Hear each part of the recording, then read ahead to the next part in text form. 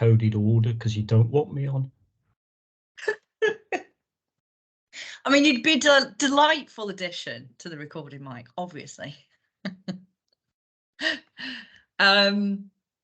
So I'm really, really, really pleased that today we've got Ilaria, Pina. Didn't check the pronunciation of your second name, did I? So hopefully I got that right. And Emily Oliver, which is a tongue twister, from the University of Newcastle. Emily is holding an award looking at severe mental illness and physical health. And I'm going to let Ilaria talk about the project in detail and indeed to introduce herself properly. So if you want to take it away, Ilaria, I think you've got some slides. Sure. And I will take questions at the end. Thank you. Thank you so much for doing a proper introduction. Well, nice to meet you all, and thanks for joining us today and for your interest in this topic and our project. So I'm the research associate working at Newcastle University on the WHOLE-SMI project. And the title of our presentation today is about collaborating to develop holistic health support for people living with severe mental illness. So, first of all, just a brief introduction of our study, what it is, and what we aim to do. So, the WHOLE-SMI study is an implementation study. And just to maybe, I'm not entirely sure if everyone is familiar with implementation studies, but implementation studies are different from the intervention studies. So the implementation science focuses more on facilitating the evidence-based practice from research into the regular use by practitioners and policymakers as well. So it implies putting something into action. So it's a sort of bridge between what we know from research and what we do in practice. So for this project, we have 3 phases, and at the moment we are dealing with phase 1, potentially almost at the end. So we are working on adapting an intervention and mapping the context of where the implementation will take place, and we are also going to implement the design of our study. Our second phase is going to be mainly evaluating and observing how the implementation service is going to take place in the different sites across the area. And then the last phase will be mainly focusing on learning across the different sites. So our aims are mainly to help the trust to deliver on the aims for improving physical health support and physical health care for people living with severe mental illness. So the next aim is more about the use of the Primrose, which is already an evidence-based trial. It was developed down in London by UCL, and they were focusing on stratifying the risk and focusing on mainly on health, on physical health for people living with severe mental illness. And their main focus is on cardiovascular health. So within our project, what we are trying to do is building up from these evidence-based projects and adapt what they learn and what they show that is effective into the area that we selected to work for this project and for this region. And lastly, we want to learn from the implementation to also inform and support future practice with similar models, because obviously, as is not a traditional intervention study, as a researcher, and we are going definitely to learn a lot from this project. So first of all, I would like to show you who we are who we are interested in collaborating and involving. So we are recruiting, for example, participants with severe mental illness, but compared to other studies, we are not asking participants to take part only if they have an official diagnosis of severe mental illness, but everyone that think and feel that the impact of their mental health condition is severe on their quality of life can take part. And specifically, the area we are working within is the northeast of England and Cumbria. So why we need to focus on people with severe mental illness? Because we know, and that's a huge gap in terms of health inequalities, because people living with severe mental illness are over 3 times more likely to have a physical health condition that could be a cardiovascular, metabolic, such as diabetes. And also because of this, they tend to die on average 15 to 20 years earlier than the general population. So determinants of these conditions and this situation are, and these premature deaths could also be preventable medical condition and modifiable health related behaviors. So there is definitely range of action for us to help and support and fill this gap. So at the moment, there is definitely already good health promotion and health promotion services taking place in this area. But the provision of these services is mixed, and we know that engagement is relatively poor. So what we've done to date. So we explore the perspectives of people living with severe mental illness and stakeholders on holistic health. And I would like to add on this, because as we are focusing a lot on physical health support, but what we are trying to do with this project, and that's also where our name comes from, is trying to not fully and only focus on physical health, but we know that physical and mental health goes together, and we are trying to have a more holistic view of health and health support in general. So what we did was actually interviewing and having conversation with people living with severe mental illness and stakeholders on current holistic health needs and how these needs are met or not met at the moment within existing services. We also have an advisory group. So we managed to involve people with lived experience as project partners, community advisory group, and as I mentioned before, through expert by experience interviews and workshop. So our advisory group is built by people that have a direct experience of severe mental illness, but they could also be carers or family members. So to get the whole picture and more insights on how to best support people living with severe mental illness.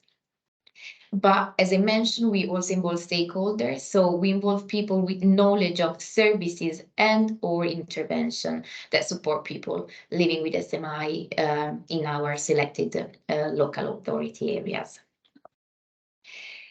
So just to show you, I thought this slide was going to be really, really interesting in terms of public involvement for the purpose also of this seminar.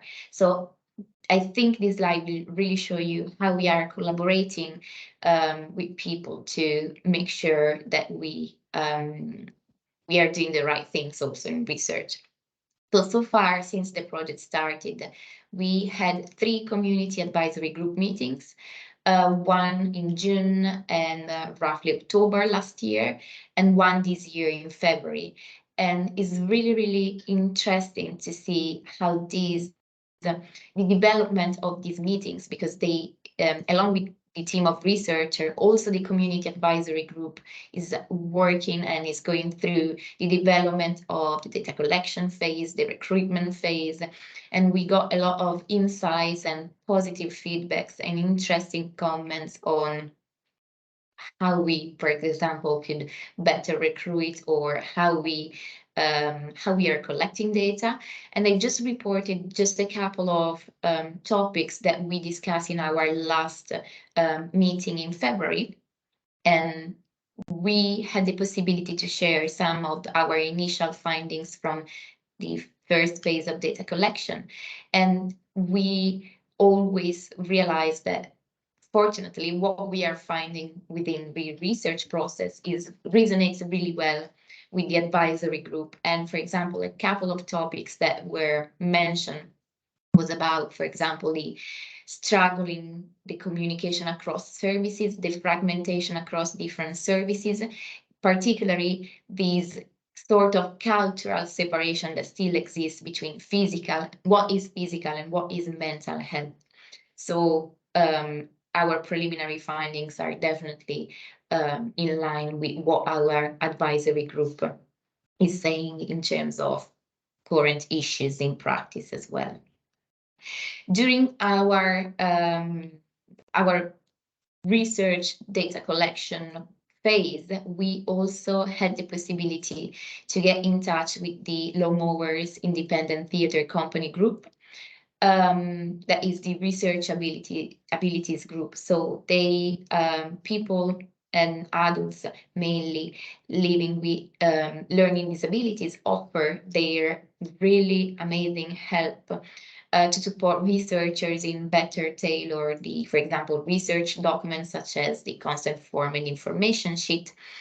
And I just wanted to share with you a couple of interesting points that came from their meeting. For example, we get for granted that the severity in the severe mental illness definition was clear enough for everyone. But for example, we included now in our research an explanation of severity. So what is in practice having a mental health condition that is severe. And the definition that we agreed with the group was not being able to cope with day-to-day life in a way that limits you, which I think makes much more sense. And the other thing that we didn't, as researchers, think about was the meaning of holistic.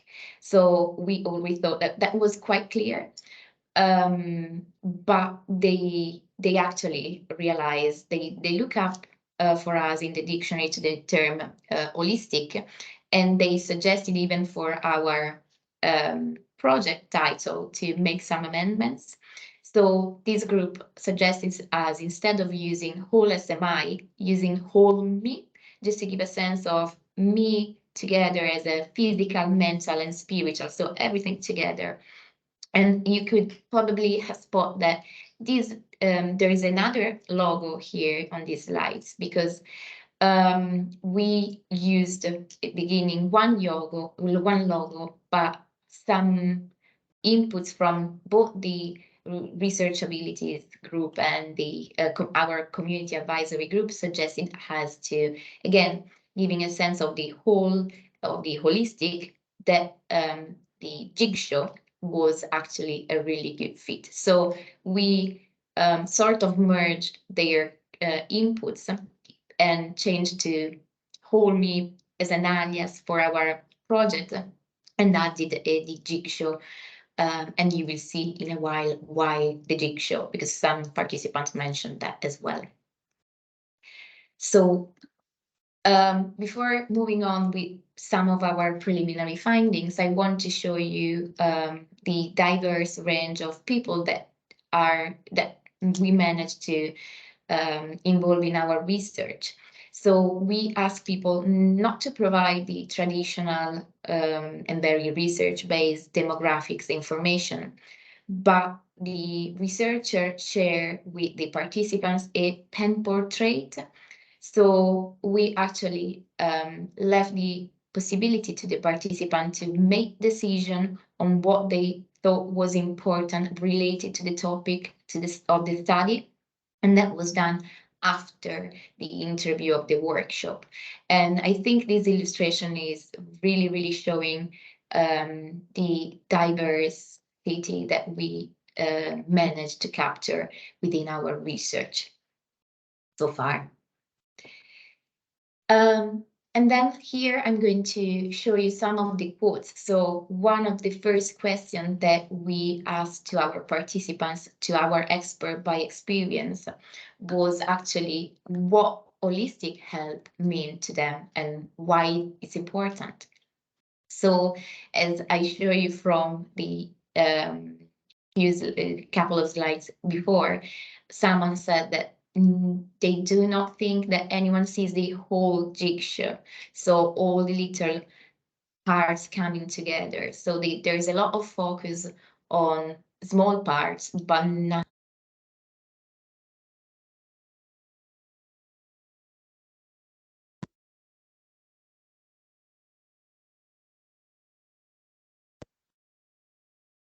Okay, I hope everything, you can still hear me. So connected to this, the idea of these little parts of the jigsaw not being put together. You can see the quote on the corner here about the knock-on effect, but also the fact that there is not this attempt to put right all everything together, but at the moment everything is very, very cellular in the approach, especially in the healthcare settings. And I just put also another couple of quotes that I think resonate really well in terms of what holistic health and what means for living well, living with severe mental illness is not only living well with yourself, but also at multiple levels, so within the community, and having, for example, an enjoyable quality of life and being keen on waking up in the morning.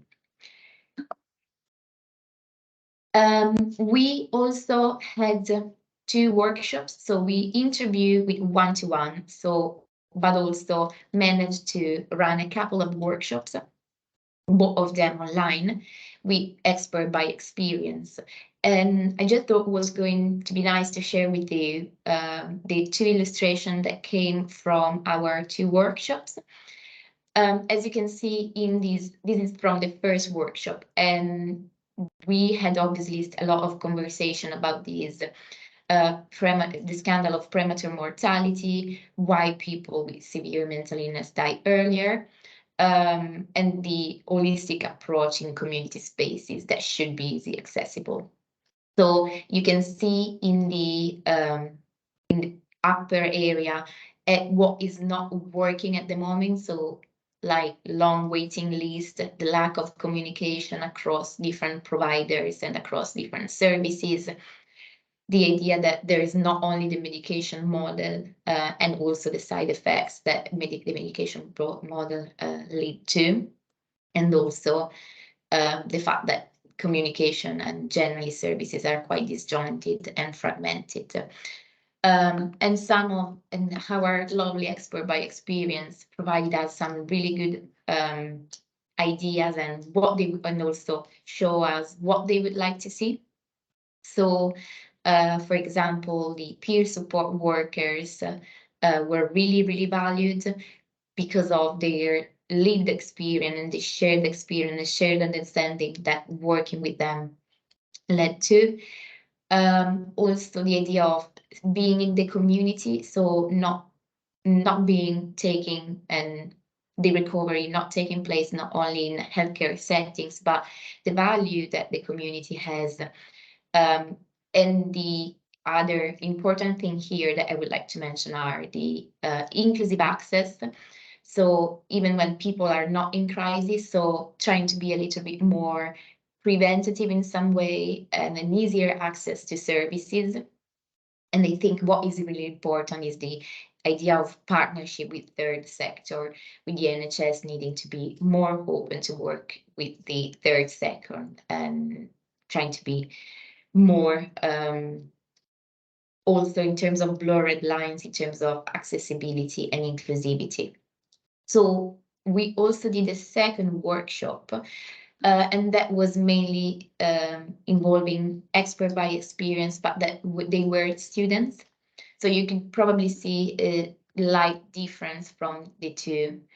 And you can see again the challenges that our expert by experience highlighted. Again, the medication is there, the weight management coming from medication also mainly. But they also, from a student perspective, what was mentioned was the lack of trust due to communication issues, of not the feeling of not being taken seriously when reporting mental health issues, and also the female perspective from again not taken seriously. While some of the positive were our expert by experience referred that there is definitely more awareness on mental health at the moment, but also more attention to social media use and how these could affect the mental health, and the importance of finding appropriate physical activities, especially again that was preferred within the community, and some useful apps like these NHS app that remind you when to move or when to do some time of exercise. And some of the implementation ideas, so how these how an holistic health could be achieved. Some of the suggestions were like more health checks, more medication reviews, more training around mental health first aid, but also generally more training needed from an education perspective as well as from an healthcare setting perspective. And again, provided age-appropriate information. And I think this is really interesting, like the possibility to offer education to adults and parents to be really, really aware, to create trusted adults around mental health. And then this should definitely and hopefully achieve our aim of early intervention and everything that I already mentioned. So just to give you a brief summary of our findings so far from an expert by experience perspective, people living with SMI advocated definitely for a more holistic health approach in healthcare. And unfortunately, fragmentation was experienced and also neglect of their physical health needs. As you could see from these two illustrations, there is definitely a preference for community-based activities provision, and also making sure that these kind of activities are not going to become too over-medicalized and avoid to then the risk of losing some of these effective characteristics like the community feeling, the community spirit, the joy. And again, the peer support and recovery colleges as well were really, really valued. So the other participants of our interviews and our data collection so far were stakeholders. And here again, some of the quotes from our stakeholders interviews on how the holistic health needs of individuals living with SMI are currently being met. So again, reinforcing the idea of the community, the top corner on the left quote is really emphasizing how it's important to work within the community, and again, enjoy the fact that people enjoy being met and taken where they are rather than being put somewhere else and being expected to deal with it. And again, the idea that there is a lot more than just mental health, but there is the idea of life skills, safety and comfort, physical health, exercise. So there's definitely a whole that needs to be considered and different aspects. Again, some stakeholders were mentioning how they feel that at the moment the practice is really restrictive, so they can only potentially signpost and mainly offer alternatives or suggestions, but there is not enough. But they definitely feel that they can do more, and that, as the last quote is highlighting, how it would be nice to actually have something that is going to take place in the same place, so under one roof. So again, a brief summary of what we managed to find from our stakeholders so far. They reported the issue of social isolation for people living with SMI, and that going back into the community is the really difficult part of the recovery, and that should be then more supported in linking with specific services and also supporting people with social activities. And again, the key components of the idea that there should be activity going on within the recovery process. So the recovery process should be and needs to be an active process, and not people with SMI, not just, they don't need to be only passive recipient of care. There are positive examples of, for example, from the Make Every Contact Count approach, as well as the community mental health transformation. And lastly, the services, again, that can provide a community perspective, they need to have this wide view on supporting to live, act, and work within the community.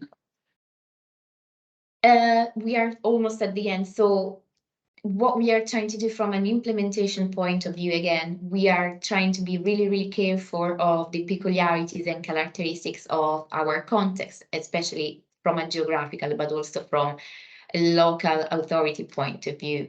And I just thought to share with you some of our, again, findings, preliminary findings. So we use this consolidated framework for implementation science to better map our context. And this framework consider the inner setting and the outer setting. In the inner setting is mainly what is happening within the trust. So, for example, the culture of the trust, unfortunately, as I mentioned at the beginning, it seems that stakeholders and expert by experience, so both groups are feeling that there is still a lot of service fragmentation and this cultural separation between physical and mental, and the idea that unfortunately there is still a lot of one-size-fits-all approach within the culture of the trust. But on the other side, always within the trust, there is this tension for change. So there is this willingness, this feeling that long-term condition needs to be addressed more, and severe mental illness being part of that. And this tension to be more integrated within the community. And the other map sort of topic that was really reported was about the different ways of working and the different IT system that the trust is using, that obviously needs to be addressed, and we need to be really mindful to understand why also, for example, communication is difficult or there's service fragmentation. From a outer perspective, the setting, again, we consider the patients and needs and resources. Again, we mentioned and we found quite often the issue of waiting times, the need for more preventative support, and a need for an easier access to the knowledge and the information. And also the rurality, because we know that one characteristic of this area is that some areas can be really rural and difficult to access. From a partnership and connection, also was again reported the importance of the voluntary sector and the lagging communication between from the trust to the external. And the important role of grassroots organization was highlighted, so as acting potentially as a bridge between the third sector, voluntary sector, and the trust. And in terms of policies and national drivers, we found that the community mental health transformation is definitely supporting and definitely setting the priorities. So the take-home messages from today are that, as you could see, both from expert by experience, but also the stakeholders, there's a lot of repetition. So a lot of topics are reported quite often, and they are more or less similar. So again, this cultural separation between what is physical, what is mental, and how it has been experienced so far. There was obviously from also stakeholders' point of view, the engagement and the tension for change to innovate in this area. Unfortunately, networks and communication were experienced as fragmented. Even some positive examples were reported. I think what is really missing at the moment is an easy access to knowledge on services, which is exacerbated by a perceived lack of resources. And as I mentioned, healthcare fragmentation and restrictive practice was also reported. But again, we have tension for change towards more integrated system.